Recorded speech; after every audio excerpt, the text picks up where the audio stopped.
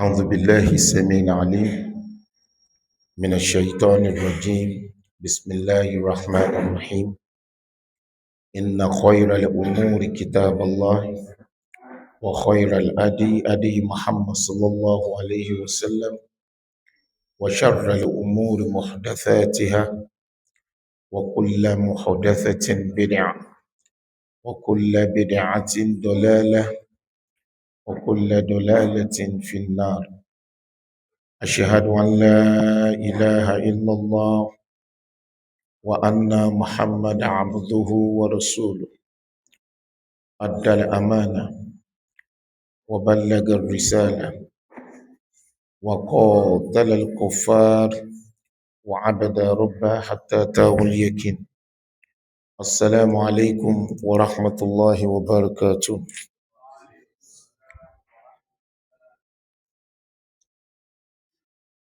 I want to start by expressing my profound gratitude and greetings to the leadership of the Islamic Dawah group, starting from the Amir, Ambassador Alatishi. Islam is a positive trigger. In human life, Islam is a blessed factor. People wonder what is the meaning of barakah. Islam is barakah. When Islam comes into anything, to a human life, for example, the person does not see what others are seeing. The person sees only Allah and His Messenger, then paradise. That is the pragmatic interpretation of the personality of Amir Alatishi. A one-time ambassador delegated by the Federal Republic to represent her and speak on her behalf just because of Islam could be so humble to sit simply on a simple chair with us, our children.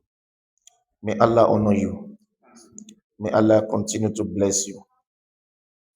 You are a very sincere person. I had said it a number of times behind you. Whenever any story comes my way about what is happening here, I've always said that ultimately the Amir is Alatishi. And if he's sincere, the Jama will not collapse. However tense is the situation. If he's sincere, that was when you were not around. Do you understand? Because when I hear this, I'll say, have you people discussed with Brother Latishi? You have to carry him along on everything. Then I will be told this is what he said, this is what he feels, this is style of leadership. I'll say, if he's sincere, nothing would happen to this Jama. Because this Jama, IDG, you may not know. Sayyid Qutb said, a box cannot be lifted by being in the box. It's only the one outside the box that can lift a box. We are the ones that can analyze all our efforts in Abuja because we are out there. And the leadership of all our organizational efforts, they are our friends. They are our confidants. If anything is happening in Micah, before the ordinary member gets to know, we are loaded with the information and we express concern. If anything is happening here too, because if anything is wherever, even there is an organization, Women in Dawa, we get the companion because those who are running these organizations, they are our brothers, they are our friends, they are our confidants, they are our lovers. They are people that if we die today, we expect them to take care of our family. You understand? So one thing I know about this organization is that I'm not here to praise. because I don't praise. Everybody know that I am a radical by speech. This organization so far is the best. In terms of institutionalization of ideas, you get what I'm saying? You know, in Islamic work, there's one thing we call institutionalization of idea. Institutionalization of idea is this idea, let's bring it to practical establishment. This idea, let's bring it to practical establishment. Before you know it, this Jama may come up with the idea of a university. Before you know, the other day I was invited to discuss WACF. So I was telling someone, I said the way this organization is going, it will take charge of Dawa in Abuja here. So may Allah continue to preserve you. You are a leader indeed. And other members, the Imam, I was just told now, because when His Excellency put the call across to me, the first question I asked, I said, ẹ̀yin ni wọ́n wá rán nírú iṣẹ́ yẹn pé kẹ́ máa pè mí. Do you get it now? That is why, because he called me almost about 3 times. I became worried. I said, do you understand? He said, we are all the same. That is, why is it that this assignment is given to you, sir? You understand? Then the Imam, I'm sure, if the Imam is around, he would have called me up to 2 times. Please don't forget also, and Imam Badiwa will just do this. Do you get it now? Is whatever the situation, I have a lot of regards for Imam. I belong to the school of thought that Imam should be in charge anywhere.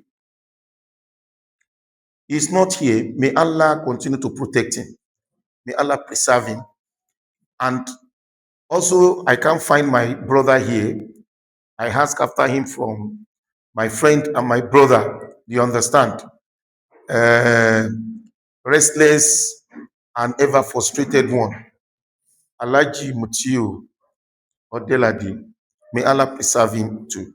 I call him ever frustrated. This is what two phrases I use in describing him. I said ever frustrated or full of native intelligence. Do you get it now? Because when you meet him, he would have something that troubles him. Do you get it now? Do you get it now? So he's not here. May Allah preserve him too. And my friend, my confidant, my brother in the struggle, the true Islamic comrade, the Mujahid scholar, Allahu Akbar, Ustaz Abdurazak Animasham. Wallahi, I'm very, very happy to meet him here. On a number of occasions, I've asked. The other day, I was invited to the school program there. I was asking everybody who cared to listen. I said, where is Animasham?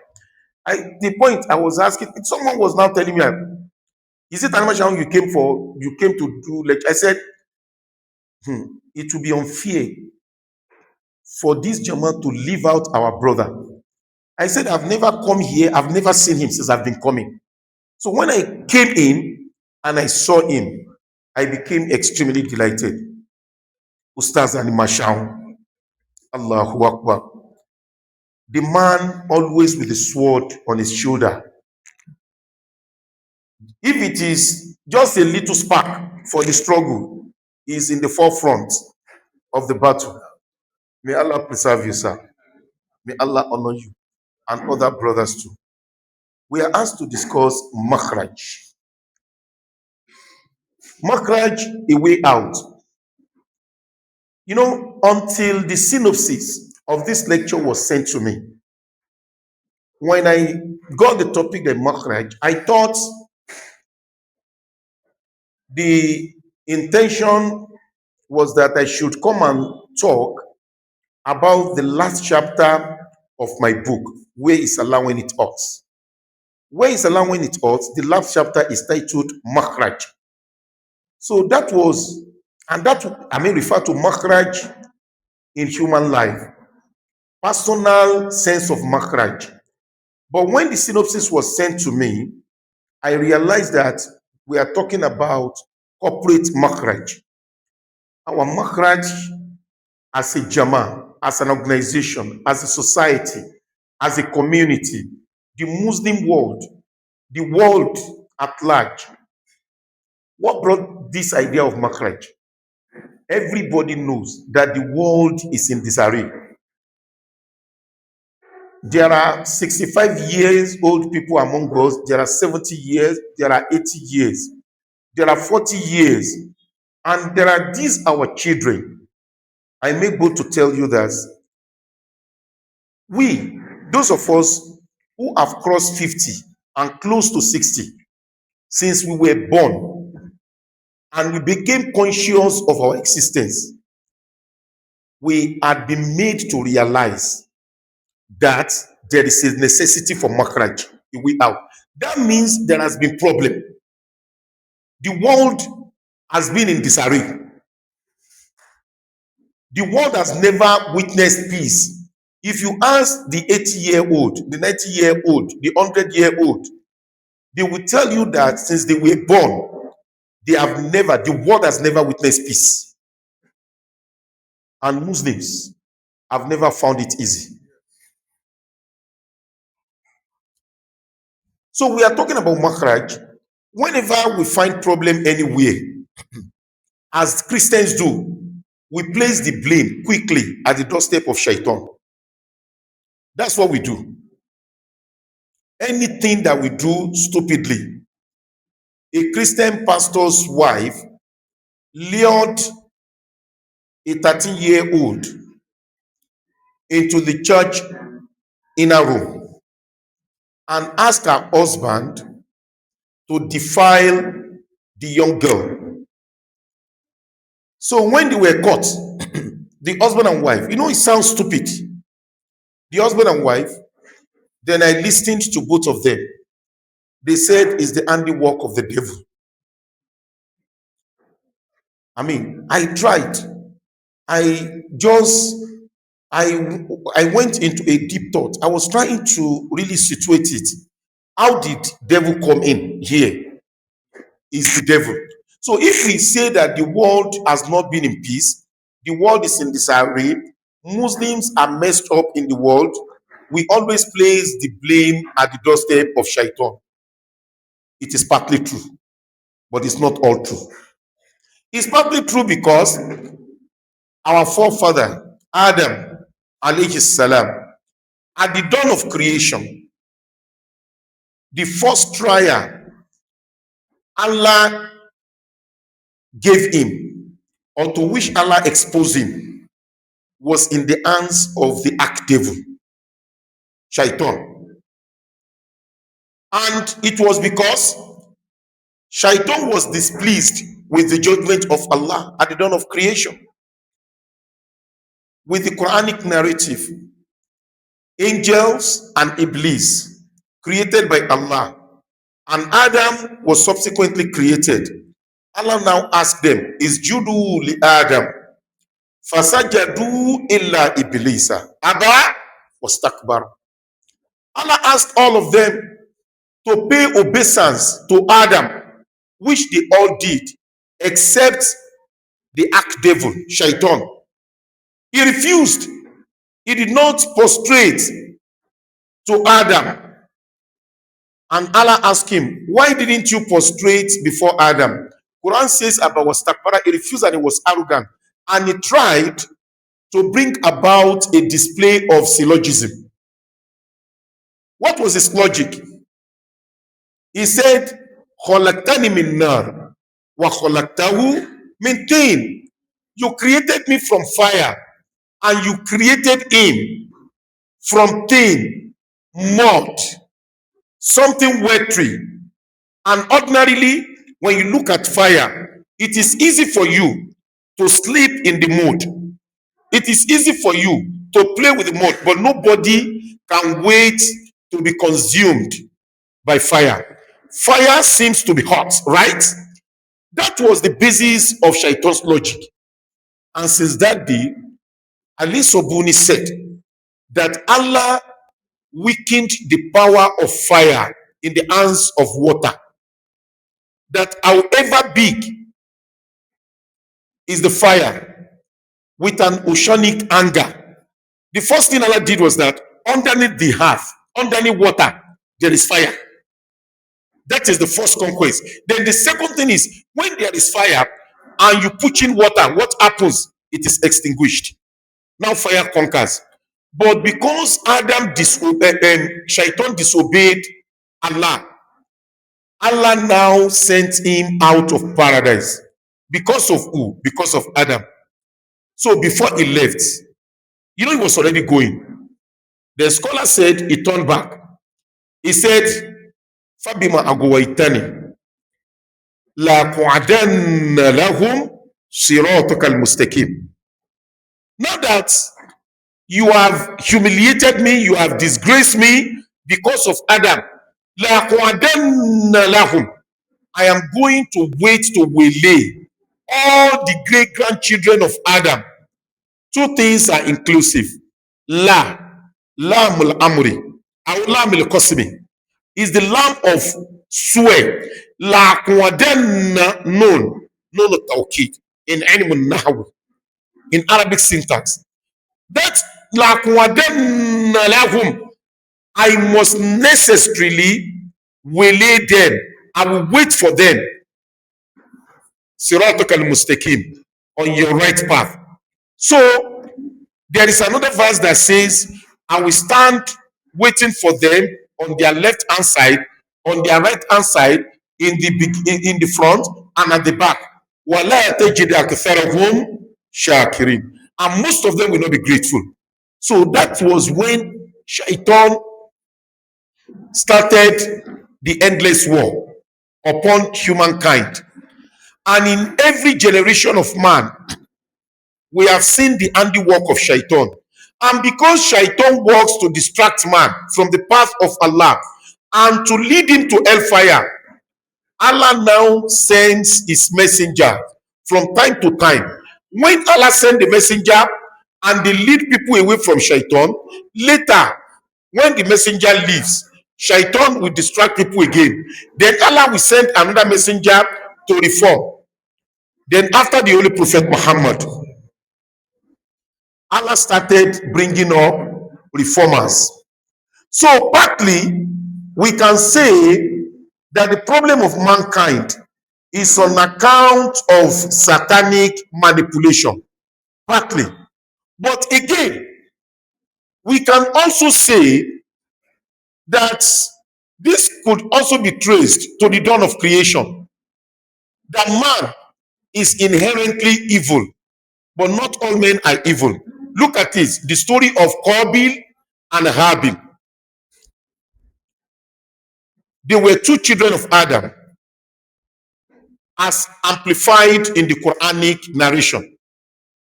They were two children of Adam, and each one of them was born a twin. Qabil had a twin sister. Habil had a twin sister. Because there was no any other person on earth, and for the propagation of the human species, Allah asked that Qabil should marry the sister, the twin sister of Habil, and Habil should marry the twin sister of Qabil. But one of them was prettier than the other. There was disagreement, and to resolve this, Allah said, okay, let each one of you put forth sacrifice. Both of them were farmers. One was animal farmer, that was ruminant farmer, and the other one was a crop farmer. One of them presented the sacrifice, and Allah accepted it. The other one, Allah did not accept. The other one, whose sacrifice was rejected by Allah, became envious and vowed to kill his brother. But his brother was on the side of morality, was on the side of spiritual consciousness, was on the side of moral reform, or he was on the side of righteousness. Why the one who vowed to kill was on the side of treachery, was on the side of criminality. So he vowed, and he made real his vow. He killed his brother. Now the lesson here is the two children of Adam. One was an oppressor and one was the oppressed. One was envious and one was the envied. One was a criminal and one was the righteous person. So these two sides, are the symbols of human beings that came after that. You will have people who will be on the side of the struggle. You will have people who will be on the side of oppression. And from that, we have been experiencing this until our own time. Our concern is about our own time. We have read the stories of the Thamud. We have read the story of the people of Saleh, the people of Noah, the people of Shuaib. We have heard the story. And we, like I explained in one of my books, man, what makes him a fool?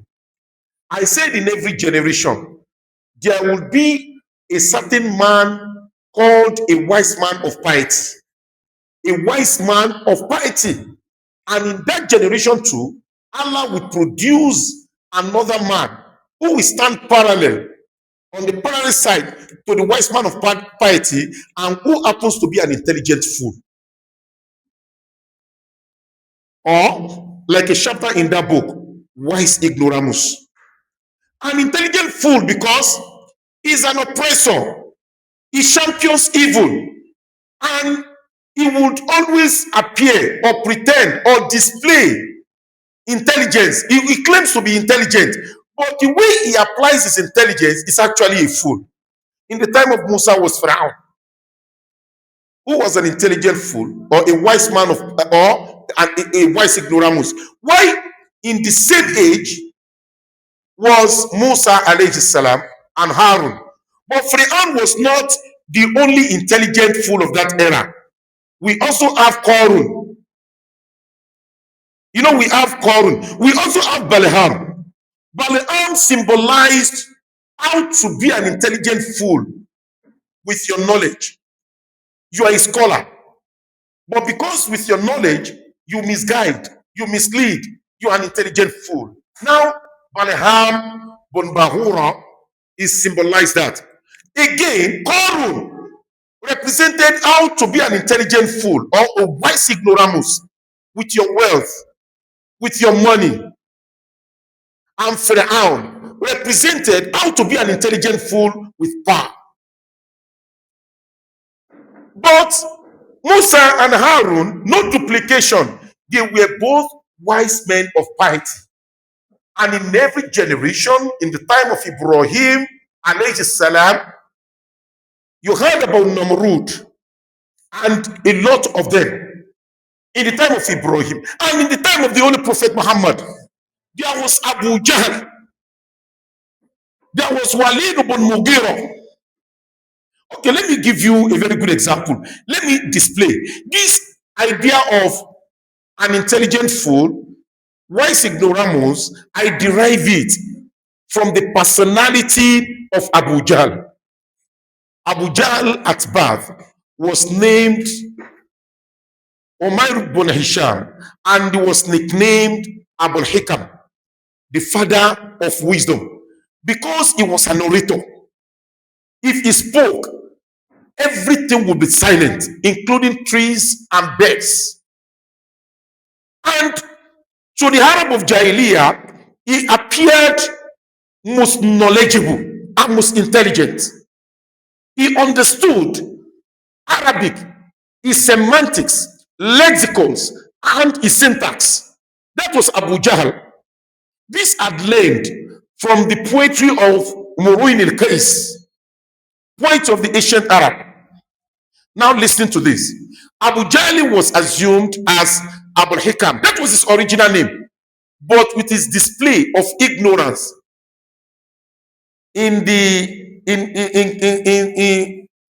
like he was displaying it. You know, there are people when they speak, people will call them, they will applaud them. That he's very sound, he's an orator, he's very intelligent. But all his sayings were bereft and devoid of the guidance of Allah. And for that reason, to us, they were ignorant. And the only prophet Muhammad nicknamed Abu Jahl, Abu Jahl. He was not born Abu Jahl. He was Abu Hikam, the father of wisdom, of knowledge, of intelligence, considering the level of his sagacity. But the only prophet Muhammad changed it. Ignorance is not on account of your inability to read or write. No, it could be a pride, a thing of pride to be called an illiterate person. In fact, one of the praises of the Holy Prophet Muhammad is eulogy. He is an illiterate prophet. Nabiyil Umish. It was a pride. Some things people look at the honor Allah gave the Holy Prophet. The honor of being a slave. Subhanalladhi asra bi abudihi laylan. Abudihi, slave. Being a slave of Allah is honorable. Far more honorable than being called a son of Allah. And the same thing is applicable to this idea of illiterate. Muhammad was illiterate, but he was not ignorant. Are you with me? Our fathers in Africa who could not read, or our mothers nor write, they were illiterate. They were not ignorant. Scholars who taught me the use of Arabic syntax and the Quran, may Allah be pleased with them all. May Allah be pleased with them all. We have a lot of regards for our teachers, far more than what we have for our parents. I was graduating some of my students about 3 weeks ago. Then someone just emerged. He was a very young boy. He came with one of the graduating students to celebrate. One of the invited persons, he was just coming. When they called the graduating person, who happened to be a director in the ministry. So one of the people we invited was a very young guy who was just coming. I just saw him like this. He was the son of my teacher who taught me Quran and Arabic. And immediately I dropped the microphone. Everybody, I was the one talking.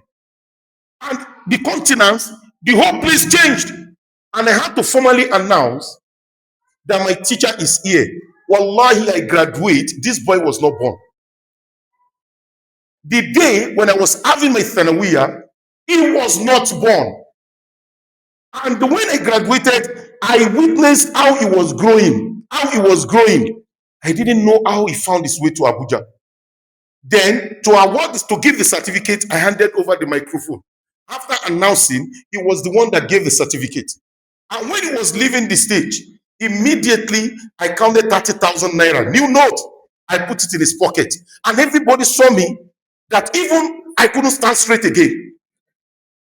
Because even his elder brother, who is the Khalifa, whenever he put a call across to me to speak with me, in my office, if I'm sitting, I will stand up and I will receive the phone. And many people have seen it, that who is this that I speak with, and I'll do like this. Okay, even though he's not there. So, if our teachers could not read, if they could not write, they were not ignorant. Even if they could not read English, so an ignorant person is the one who is lacking in the understanding of Islam. So in every generation, Allah brings up an intelligent fool, a wise ignoramus in one side, and also a wise man of piety, even in this our own generation. And now, Islam is the only source of light, is the only source of guidance for mankind. But unfortunately, when I entered and I was looking towards the brother side, my colleagues here, they were yet to arrive. And I saw these little boys. You know what delighted my heart? Because I thought there is no longer hope for the future of Islam. Every day, or at least once or twice in a week, I remember something from the book of Sayyid Qutb, Al-Mustaqbal Lihadha Din. That's the book he wrote. He wrote it many years ago, Al-Mustaqbal Lihadha Din. And the book is translated into English. I've seen its English version. I actually read the Arabic, that Islam, the religion of the future. But the real interpretation is al-mustaqbali hadha din. There is future for this religion, or this religion will control the future. And each time I remember that, and I see what is happening today in the Muslim world, especially in our immediate environment, I lose hope. We are no longer in control. The agent of shaitan as the one in control. It's so bad in the Muslim. I will start from the Muslim world before I come to our own local environment. It's so bad in the Muslim world that we are no longer in the category of second class. Wallahi, we are non-existent, despite the fact that we control the riches of the world. Okay, look at it for example. Everybody knows that Al-Aqsa is one of the three symbols of Islam.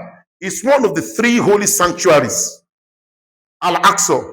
And we also know that the land of Palestine, called by Philistina by the Bible, is the heart of the world. That is where, when the whole world is this, the heart, the middle of the world. Some people say it's the Kaaba. No, it's Palestine. It's in the middle. And a lot of things about Palestine, each three Abrahamic faith, that's what they call it. They call it Abrahamic faith. There is only one Abrahamic faith, which is Islam. Because ما كان إبراهيم يهوديا أو نصرانيا ولكن حنيفا مسلما.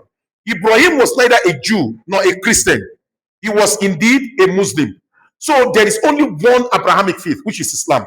But they do say three Abrahamic faith. That the Christians lay claim to Ibrahim, to Abraham. That the Jew lay claim to Abraham, and Muslim lay claim to Abraham. Let me borrow their phrase. The three Abrahamic faiths, these three Abrahamic faiths, they are centered in Palestine. Look at what happened in Gaza recently.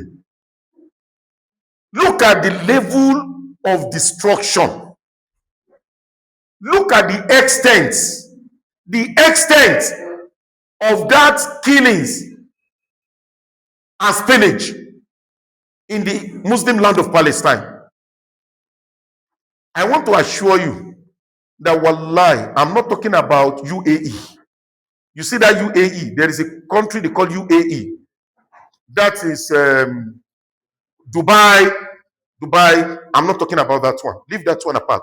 Wallahi, that country is worse than Israel. If they put Israel here, they put UAE here, they ask us to destroy one. To ask Allah to destroy one, we will beg Allah to destroy UAE first. Muslims are there, the Arabs are there. I'm not talking about those ones. They are ruined and perished. I'm talking about the rest of the Arab world.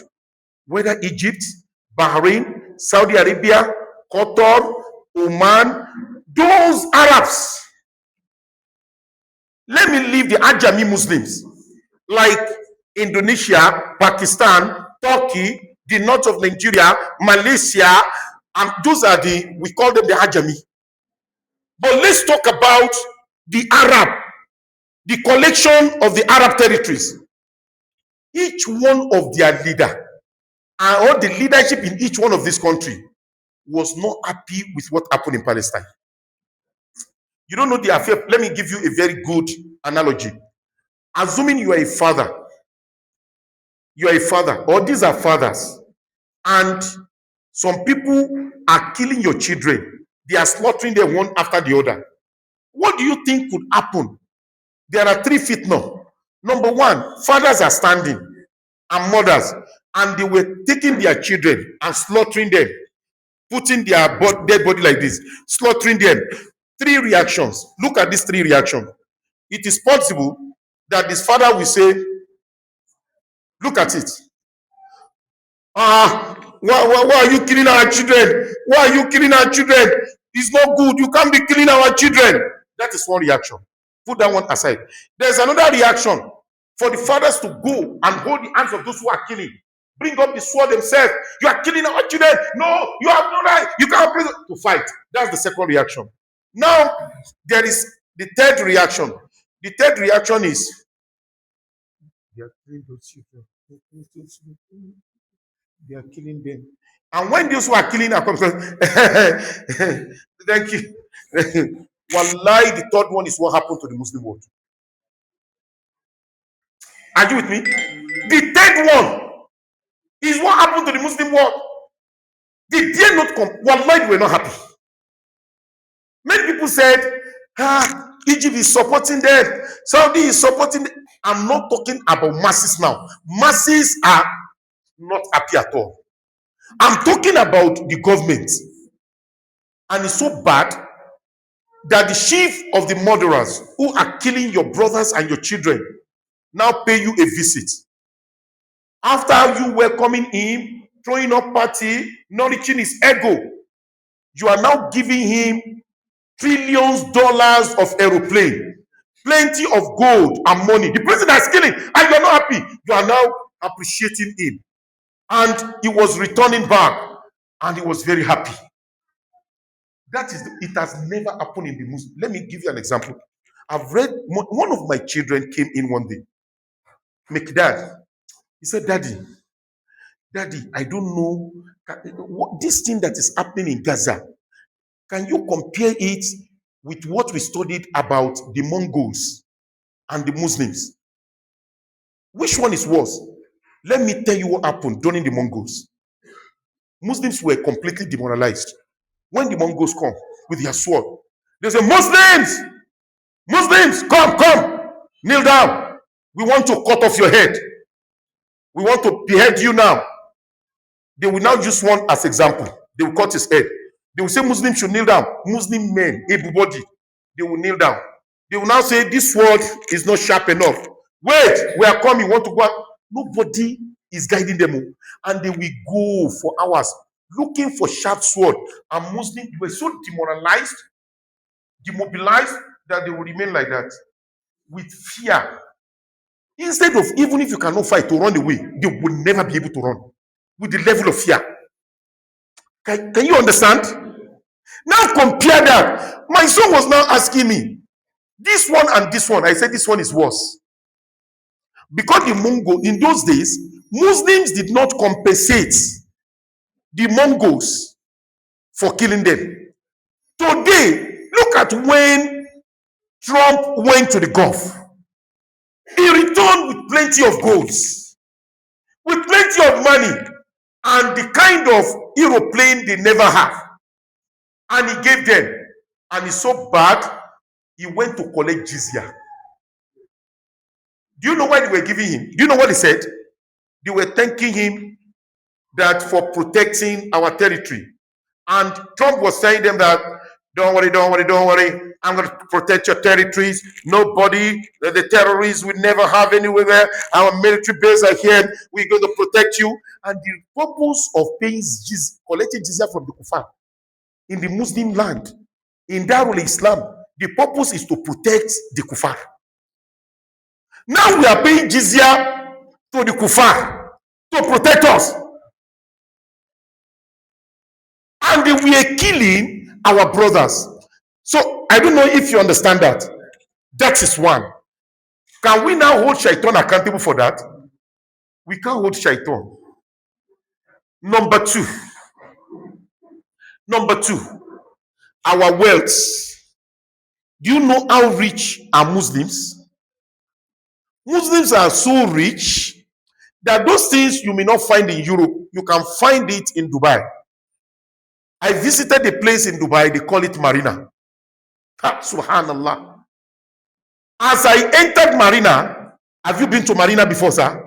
Yeah, Subhanallah. As I entered Marina, I was doing istighfar. I said, oh Allah, do not use this to replace my Al-Jannah. It was as if you were there is money.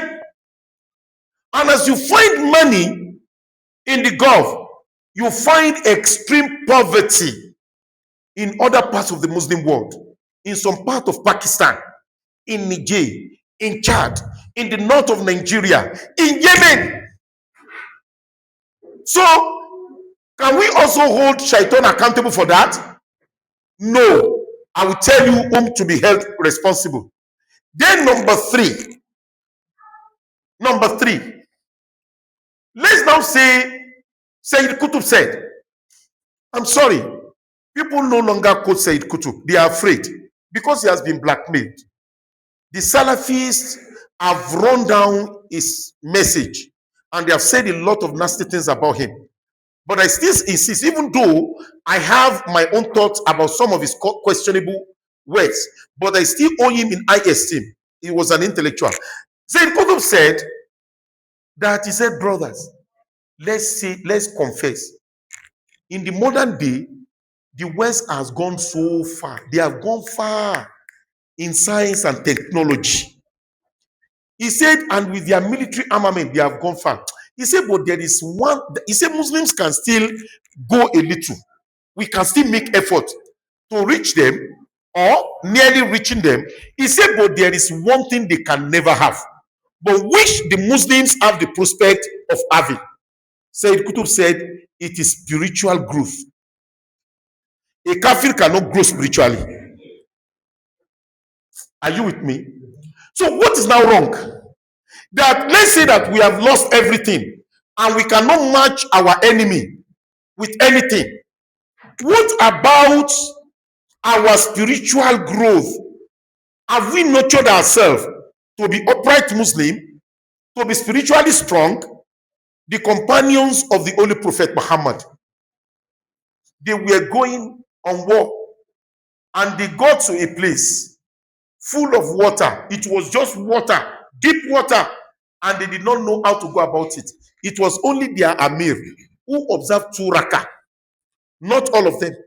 And in that 2 rakah, and he was marching, he said he should follow him. And everybody followed him with their camels, and he was marching on the water without his leg being soaked or stained. This is real.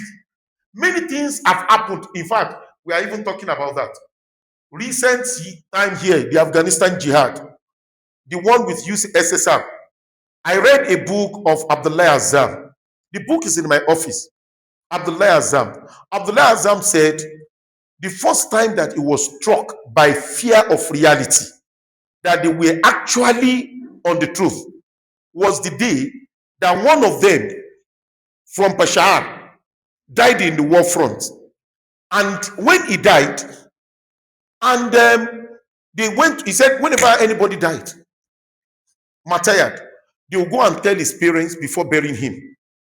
So because that person was an Afghan, they now went to his parents that your son have died. He now said he died. For how long? They said he must have died for about 3-4 days because we just saw his corpse in the bush. His father now said they should come and bury him at a cemetery beside their house, but he wanted to talk to him before they bury him. Abdullah Azam said they were all there, and they took this young man, the one who a mujahid, and they placed him on the floor. And the father said, ask the brothers, I'm sorry, I just want to confirm something. And he now asked the corpse, that so person. He called his name, my son. They just brought the news to me that you died. If your death is truly shahada, martyrdom, and it is acceptable to Allah, I want you to stand to confirm to me. Abdullah Azam would never tell a lie. He said the corpse stood up. Are you with me? The corpse, he stood up. Hey, you have not understood. You know, that's the story of the days of Prophet Isa. It happened in our century. I'm just citing this to tell you that the level, if we really stand upright as Muslims, the trial of this ummah is that materially we are poor, spiritually we are empty. We can't get things done with few chants of askar. Something cannot happen, and we say, please give me 10 minutes, let me quickly get to ablution. You perform ablution, Allahu Akbar. Nobody, because even before we remember God, we have remembered a number of personality gods. Sheikh. A man was convulsing at night, and his wife just called my number. And when the wife called my number. I was standing in the presence of Allah around 4 a.m. And what was the woman saying? He said, Sheikh, please, Sheikh, help me. My husband, help me. That really infuriated me, and I caught it. And I sat down. I was thinking, these people are really mad. Let me tell you why people are mad. You will really know that wallahi, people. Okay, I will tell you something. I will tell you. Some of you may know. I established an institute with one intention. The intention is that when we started, we said, I told my students, I said, our ultimate goal, we want to dislodge Bukamalams. We want to send them out of business. Then we started a slogan, a therapist in every Muslim home. A therapist in every Muslim home. We taught them clinical ijama. We taught them apps, prophetic Islamic apps. We taught them spiritual healing. And people are applying these things and it's working for them. We now said the purpose is that nobody should go to another person. Are you with me? Yes. Nobody should go to those people we taught. They are still the one running to us. Despite the fact that everything we taught them, they practicalize it. They saw it working. On the day, we normally have the last day of the class. The last day of the class. Every student in the class must talk, give us his impression of the course. We have never had one since 2018, and the class was not in tears. It was usually a day of sorrow. People will be crying that, so this kind of thing exists in Islam. They did not know. A lot of people, someone will be saying, one person was saying, Wallahi, I wasted my 5 years in ABU. I have heard that almost 3 times. You will see emotion coming up. The whole place will be solemn. People will be saying, hey, Quran can do this. Hey, we use this and it because you do the practical. You do everything. Yeah. That did not send a lot of people away from Boka. And now one day, we had meeting of all students and the hall was jam-packed at Zone 3 Mosque. And I placed a course. I said, if I really want to survive with what I teach you people, I have my other businesses. If I want to survive, I'll be the richest man in Abuja here or in the north. And wallahi is true. I swear by Allah, nobody will be richer than me. I said, now we taught you this. People will come to us, we are sending them. I said, and everybody will park cars in our, you will not come to my office and see cars. I don't know. I said, but people are coming to you. Henceforth, anybody who look out for shirk to survive, to solve his problem, after learning this is what will happen to him. This is what will happen to her. Until I place a course and people stood right. Now talk of those who never received that knowledge. People love relying on any other thing except Allah. They love it. So Muslims are spiritually empty. What does it take you? Just 20 minutes to stand at night in vigil devotions. Tahajjud. Tahajjud. Wallahi. Tahajjud. Anybody you see who doesn't observe Tahajjud, it's a Christmas goat. They have not purchased him. Those, if you go to day, there will be a lot of goats. They are there like this. Any goat that is still standing as of today, in day, is because it's being kept for New Year. Any goat in day, since last week, that they are there, they are Christmas goats. That means that if you live your life without Tahajjud, you are a potential victim of a wicked mind. When they remember you, they will waste you. Every sleep that you enjoy at night in a week without standing for vigil devotions. And let me tell you, Quran says, La in asherokita la yahtabanna amaluka. In the Quran, that is a single verse that frightens me the most. La in asherokita. If you ever make any mistake of committing shirk, la in asherokita. If you ever stepped at the doorstep of a Boka Malam, La in ashrakta. If you ever try to wear sham or amulet, la in ashrakta. If you ever look for someone, manam, soothsayer, diviner, or otherwise, to search for the hidden for you, la in ashrakta. If you are ever tempted to consider shirk as an option, la yahtabanna amaluka biduni tawkid al-ilm an-nahwi. Amaluka, all your effort, all your good deeds, all your Ramadan fast, all your zakat, all your 5 daily prayers, all your askar, all your hijab, all the beards you wear, anything that should save you in the sight of Allah, amaluka, everything will be wasted. A nation that take pleasure in seeking help from any other thing other than Allah will never ever be able to defeat its enemies. The king controlling the opulent palaces in the Gulf, because they hardly stand to pray tahajjud,